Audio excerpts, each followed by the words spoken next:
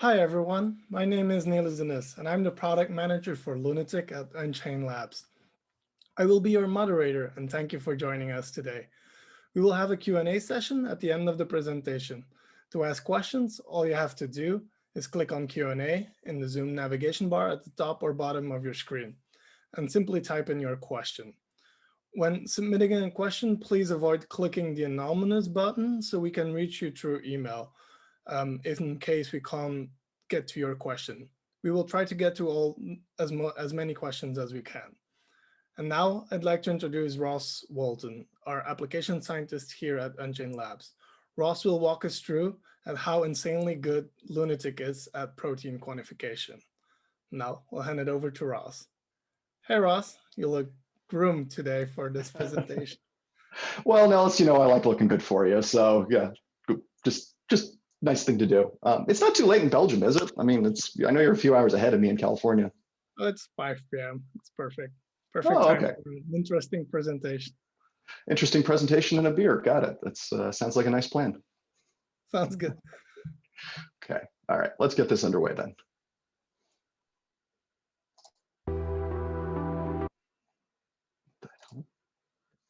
Okay. So hi, everybody. So when I think about protein quantification, I tend to think of it as one of those kind of routine lab chores that you kind of just have to do it. So it's a bit like mowing the lawn. It's something that you need to do all fairly often, and it's important to just go and get it done.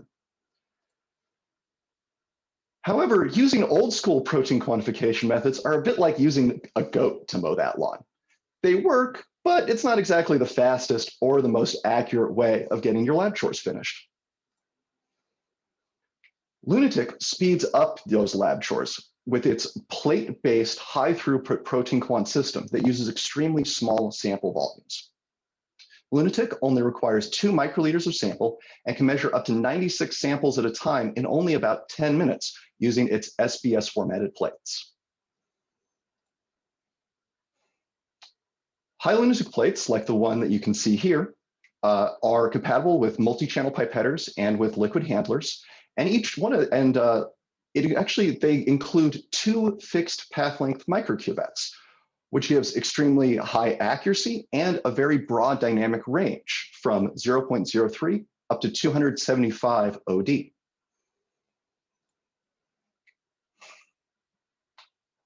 Each one, zooming in on one of these, one of the wells or one of the circuits here in a Lunatic plate, you can see what they look like close up.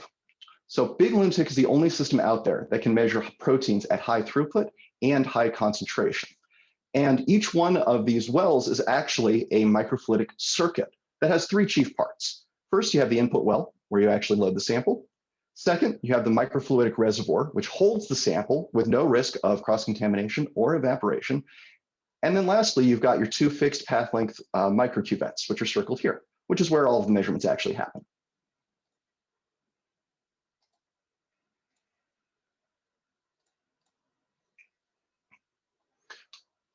Lunatic is very easy to use. All you have to do is drop the sample into the input well, and it's then drawn in to that microfluidic circuit, into that storage channel by capillary action. Once it's in that storage channel, you can just leave it for 2 hours without any detectable evaporation, which is pretty handy if for example, you're waiting for protein samples to come off of a column, or you started one part of the plate way earlier than you really needed to. Once you load a plate into the instrument, Lunatic will pump the sample from that storage channel into the microcuvettes and do the UV-Vis absorbance reads in those microcuvettes. Here you can see that quite impressive range that I was talking about using an actual real protein sample. This is an antibody dilution series in PBS that has dilutions that range from absorbances up to 275 all the way down to that 0.03 OD. Now you might not be able to tell just by looking at these curves because it is so close, but actually each one of these dark lines is 8 replicate measurements that are all overlapping. So you can see just by eye how good and how reproducible those UV-Vis spectra actually are. If we come over here and take a look at just the A280 results, again, you can see that high degree of reproducibility and linearity that you get from Lunatic with protein samples, based on that really high R² and the fact that even though there are 8 points at each one of these spots, you can't really see them because they're overlapping too closely. Now, obviously, these results look quite good, but you might be asking yourself, how good are they exactly? Can we put a number on how reproducible Lunatic actually is? Actually, yes, we can. So Lunatic has an accuracy of within 2% and a precision within 1%. And one of the ways you can verify this is with one of our standards, which we called the fundamentals. The fundamentals is a set of 5 tryptophan standards at 5 different concentrations, 1, 2, 4, 6, and 8 milligrams per milliliter. And those concentrations are independently certified. It's also pretty convenient that each one of those aliquots has a color-coded label, which comes in handy for keeping everything straight. Now, if you're more used to working with protein samples, you might be thinking that 1 milligram per milliliter seems awfully low. And that's because tryptophan, purified tryptophan, has a much higher extinction coefficient, or E1%, than most other proteins. So the absorbance of a 1 milligram per milliliter tryptophan standard is about equivalent to that of a 20 milligram per milliliter IgG. So that 8 milligram per milliliter standard has about the equivalent absorbance of a 160 milligrams per milliliter IgG. You can also think of it as a way of covering the range of Lunatic from 20 to 225 OD. When you measure the fundamentals, we have run 16 replicates to make sure that the system is performing exactly as well as it can be. Setting up the fundamentals is easy, like with all Lunatic applications. The software tells you, based on those color codes, where to load all of the standards, as well as where to load in that 96 well plate, that the water blank. It also gives you a handy little box where you can fill in the manufacturer's certified concentration for each one of those ampules, and also where you can fill in the manufacturer's uncertainty, which also is slightly different for each ampule. Once you've done the run, checking the results is equally simple because Lunatic does most of the work for you. The software actually calculates the average concentration, or mean concentration, the mean recovery versus the certified concentration, and the relative standard deviation, or RSD, of the standards. It also calculates the R² or the linearity for all of the samples taken together. And it shows you in this handy little table down at the bottom of the software screen in the results table. Now, tryptophan absorbs at the same wavelength maximum as proteins. And also, this particular set of standards is quite highly absorbing, which means that using the fundamentals, you can check the system performance in an absorbance and wavelength range that's most relevant to high concentration proteins without necessarily having to use some of that precious high concentration protein sample. You can use the fundamentals instead, which means that you can also use check performance a lot more often. All of the data that you see here in this screen can actually be exported to either Excel or to a PDF, so you can put it into a LIMS or some sort of electronic lab notebook.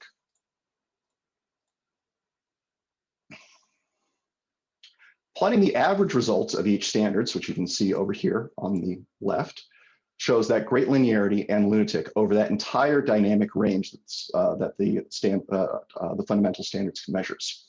The slope of the trend line and the R² are both extremely close to 1. Again, shows off the accuracy and linearity of the instrument. And the spectra, which I think is probably the most beautiful part of this, overlap absolutely perfectly for all 5 standards across that entire range.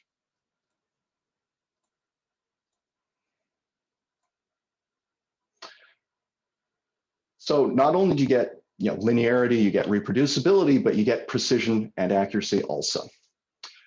Average concentrations, which we show as by mean recoveries, were all within 1% of the standard concentration, of the target concentration or the manufacturer's concentration for every one of these standards. And perhaps even more impressively, the RSDs, relative standard deviations, were all less than 1%, even for that highest concentration sample, which really shows off Lunatic's high degree of precision and reproducibility. Now, the nice thing about the fundamentals is that the concentrations and therefore the absorbances are all independently certified. So it can be used to compare Lunatic to other UV-Vis spectrophotometers. Here, we measured the fundamentals, all 5 fundamental standards, 16 replicates for each one, on Lunatic, and then another pedestal-based microvolume spectrometer. And you can see that in every case, those green bars are a lot smaller than the blue bars. And that's because the Lunatic measurements were closer to the certified values for all 5 of the standards. That other system that we're representing here in blue sometimes underreported the concentration and sometimes overreported the concentration. But in any case, the magnitude of that % difference was always larger with that other system. So standards are, absolutely great. And tryptophan standards, since we've already talked about, are quite useful since they absorb in the same range as proteins. But Lunatic has great performance with real proteins also. Here we have a gravimetric dilution series of IgG in PBS measured with 8 replicates on Lunatic and on the other microvolume spectrophotometer.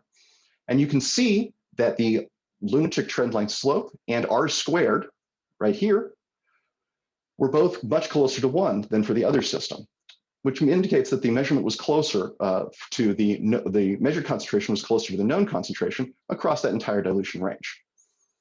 If you turn your attention to the table, you can see essentially the same thing broken down by each sample rather than looking at the entire dilution series.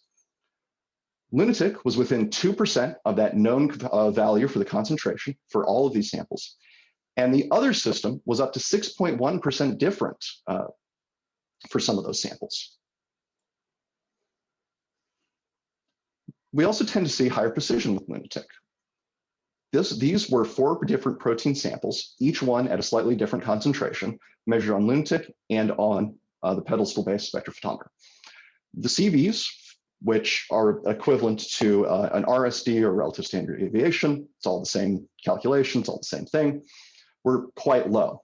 But that CV for the other system was anywhere from 4 to 16 times higher, which shows that Lunatic is precise across low and high concentrations for many protein types. If speed is more your thing, Lunatic has you covered as well.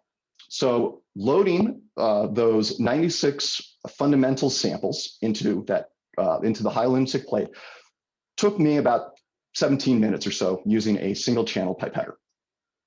Then there was about another 9 minutes of automated read time in order to get the results, which I took a break. With running those same 96 samples on a pedestal-based microvolume spectrometer, actually took me over an hour because of all the hands-on time and needing to clean the stage every time I pipetted and so forth. And then if you're thinking about comparing to, say, other fibrette or cuvette-based systems, those tend to take about a minute per sample. So running 96 samples would, of course, take an hour and a half. For those labs that are working at much higher throughputs and much larger scales, Lunatic is also automation compatible because the plates are compatible with liquid handling robots, and there's full robotic integration options with the software with an API. Lunatic's downstream ready as well, using the performance verification plate, which makes verifying Lunatic performance for compliance with either the US or European pharmacopoeia quite easy. Each one of these performance verification plates or PV plates contains a set of independently certified NIST standards that are used for testing for compliance with all of the requirements for UV-Vis spectrometers that are set out in those pharmacopoeia documents.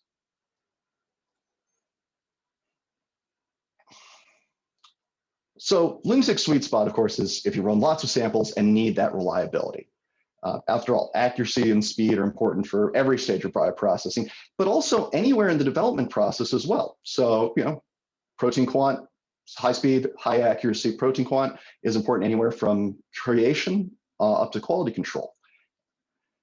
However, if you're working more in an upstream or research-oriented setting that has maybe more complicated samples, Lunatic actually has a few tricks up its sleeve that are specifically for those circumstances and for those people. So one of those tricks are the Unmix applications. And I'll take you through a couple of examples and explain exactly what they are and how they can be used. So a purified cell lysate, or a protein sample that's somewhere in the middle of the purification process, can have a variety of impurities that'll have an impact on the UV-Vis absorbance spectrum. So you might measure a sample and get something that looks a bit like this black blob. UV-Vis absorbance spectrum looks a bit like this black one. Maybe it has contaminants in it, maybe it doesn't, you don't know. And a traditional UV-Vis spectrometer would take a look at a spectrum like this and just interpret that entire A2A signal as being from protein, which might be result in an overreporting of the protein concentration. The Unmix algorithms takes this black spectrum and breaks it up into its components, deconvolutes it to reveal any contaminants. Now, the protein Unmix algorithm can spot proteins, nucleic acids, and other impurities, and then also deconvolutes the spectrum into a turbidity spectrum as well.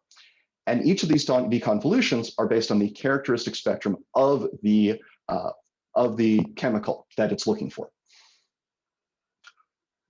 Once Lunatic's done these deconvolutions with the Unmix algorithms, it then just quantifies the protein concentration of the sample from the deconvoluted protein spectrum alone, which gives a much more accurate answer. And we've got a couple of examples of what that looks like in the real world. So here's an example of a protein sample analyzed by Unmix. This black line is the absorbance spectrum before deconvolution. And the Unmix algorithms identify the contribution to the absorbance spectrum from protein, shown here in green, and then from other nucleic acids and other impurities, shown here in blue. You can see that this blue line has a peak at 260 nanometers, which is characteristic of nucleic acids. In the results table, you can see the contribution to the absorbance at 280 nanometers due to those impurities. Now, in most spectrophotometers, that A280 would actually get factored into the protein quantification. And so it would report the protein concentration as being much higher than it really is. Now, this sample contains a significant amount of nucleic acids and some proteins as well. And so depending on what it's going to be used for downstream, it really could use some more processing or perhaps repurification. So Lunatic works well for deconvoluting, separating out protein signal from nucleic acid signal, but it also sees through turbidity. When you look at a spectrum on Lunatic, it represents the turbidity as this gray background line. You can see it's quite high right up here. Now, high levels of turbidity in a protein sample or in a cell lysate could come from a few different sources. Lipid contamination, protein aggregation are pretty common, but also there's some potential for either bead carryover or resin carryover from the purification process to affect that turbidity reading. Getting purity information at the same time as a protein concentration is super useful because it not only helps tell you if you're going to need to do any sort of further processing or purification in order to get a protein sample cleaned up, but it can tell you if it's even worthwhile to do it. I mean, after all, if a protein concentration is so low that it's not going to be useful anymore, there's really no point in trying to clean it up and do all that extra work, and you might actually be better off just throwing it out, maybe starting again. Again, depending on the needs and how difficult the protein is to make. So here we've got a couple of examples that show how well this Unmix algorithm really works with some protein samples that have a couple of different spike-ins. And again, compared on Lunatics with the Unmix algorithms versus another pedestal-based microvolume spectrometer. Over on the left here, we've got a 1 milligram per milliliter solution of human serum albumin, or HSA, with a 25 nanogram per microliter of DNA spike in. You can see that the Lunatic's Unmix algorithms quantified it just perfectly. And then the pedestal-based system overreported the concentration. Looking at a 1 milligram per milliliter sample of a polyclonal antibody, IgG, with a 100 nanometer bead spike in order to represent the turbidity that you might see on a sample like this, Again, Lunatic saw right through it, quantified the protein concentration quite well, and the other system overreported by just a little bit. So even with dirty samples, Lunatic can still get the right answers. And Unmix is a tried and tested part of Lunatic that's actually been that's been part of the software ever since Lunatic was launched back in 2017. Upgrading your protein quant speed and accuracy with Lunatic makes your lab chores just that much better. Just like upgrading upgrading from a goat to a really nice lawnmower. Upstream or downstream, research or quality control, Lunatic's just the best tool out there for doing your UV-Vis quantification. Thanks for your attention. I think we'll be moving over to the Q&A. Is that correct, Nellis? Yes. Maybe, yeah. Thank you, Ross, for taking us through the amazing capabilities of Lunatic and how it can help anyone at any step in their process for their protein quantification. We have some great questions already. You can still ask a question when you just click the Q&A button in your Zoom navigation window. Okay, are you ready for the first one? Yeah, hit me. Okay, what is the concentration range of Lunatic? So for a typical antibody, it's between 0.02 and 200 milligrams per milliliter. But for BSA, it's actually between 0.04 and 400 mg per milliliter. Concentration range depends a lot on the extinction coefficient, or the E1% of a protein. So that's why we prefer to represent the range in OD. So Lunatic measures from 0.03 OD up to 275 OD at 280 nanometers with those high Lunatic plates. Okay, and the E1% brings us immediately to question number 2 is, what is E1%?